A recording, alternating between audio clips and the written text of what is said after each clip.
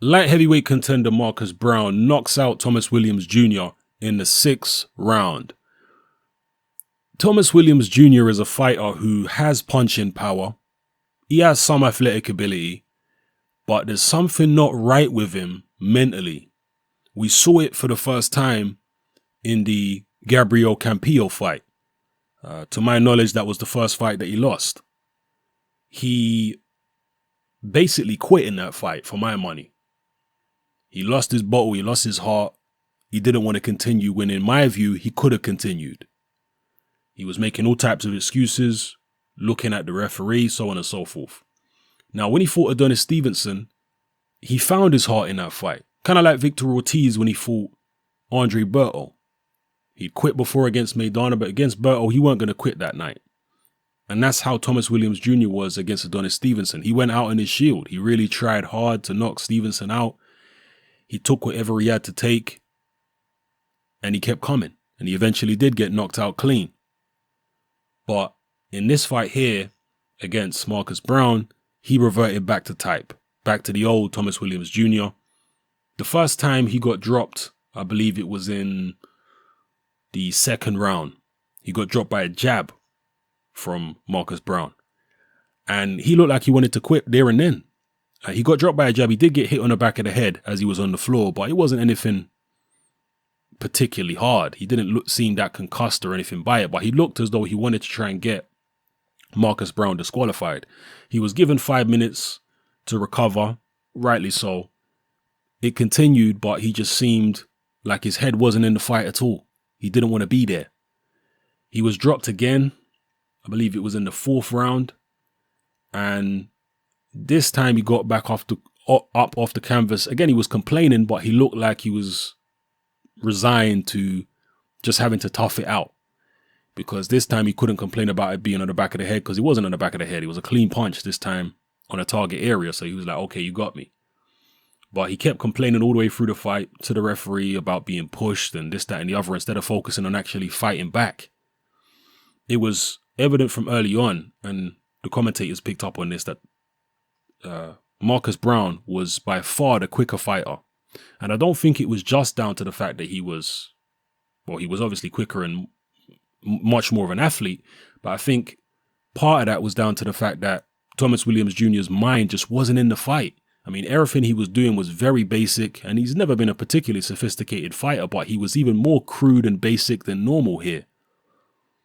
If you go look at his fight, even against Edwin Rodriguez, he was doing some decent things in there against Rodriguez from a technical point of view. Against Adonis Stevenson, yeah, he was wild here and there, but he was not quite as crude as he was against Marcus Browne. So, yeah, to me, his mind was not right from the opening bell, and he just unraveled as the fight went along like a ball of wool.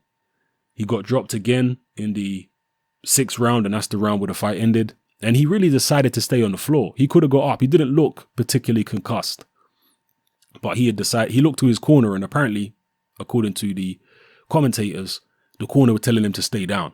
I mean, they know their fighter. He could have got up, but they told him, you know what? Forget about it. Stay down. You don't want to be in there. Your mind is not right. So, yeah. Marcus Browne defeats Thomas Williams Jr. in the 6th round with a KO. And he called out Adonis Stevenson after the fight. I think it's an interesting fight because Stevenson is getting older by the day. I mean, we're all getting older by the day, but when you're 38 or 39 like Stevenson is, how long can you really stay at the top in a sport like boxing? Particularly when you are not a heavyweight. Heavyweights don't have to make weight. So as you get older, your energy levels drop generally. And when you're having to make weight as well, it's really going to take its toll on you. You're not going to be able to do the kind of things that you want to do. You're not going to be able to maybe move as much as you want to move, throw as many punches as you want to throw, so on and so forth. So Stevenson does have that power, we all know. But for my money, Marcus Browne, I mean, you know, he's coming off a controversial win, an 8-round split decision prior to knocking out Thomas Williams Jr. So he's far from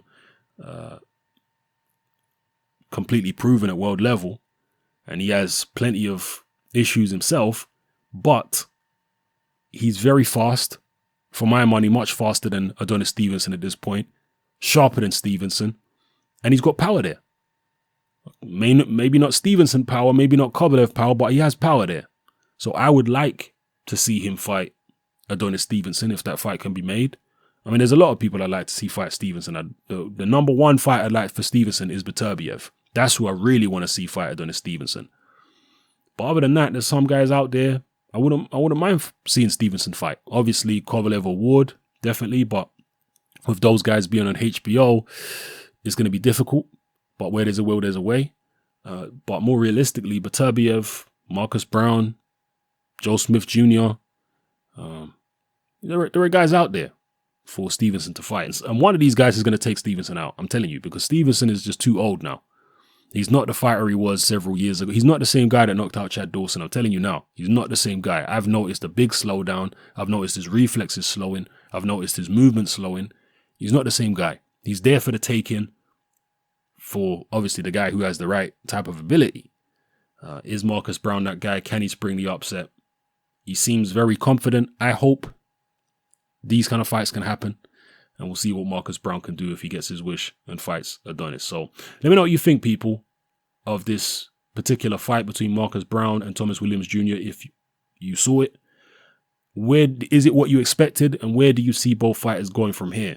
Do you think Marcus Browne poses any threat to Adonis Stevenson at all with his sharpness? Do you agree with me that he seems faster than Stevenson and sharper at this point? Does he have enough power to trouble Stevenson? You know, obviously Stevenson's a lot better than Thomas Williams Jr. He proved that he knocked Williams Jr. out in 4 rounds. So he's definitely better than Williams Jr. But, you know, he can't go on forever. He's shorter than Marcus Browne. He does have a longer reach, but not by much. Marcus Browne's got a very good reach himself, 75.5 inches. Stevenson's got a 77-inch reach. So he has a slight reach advantage of 1.5 inches over Marcus Browne, but that's negligible.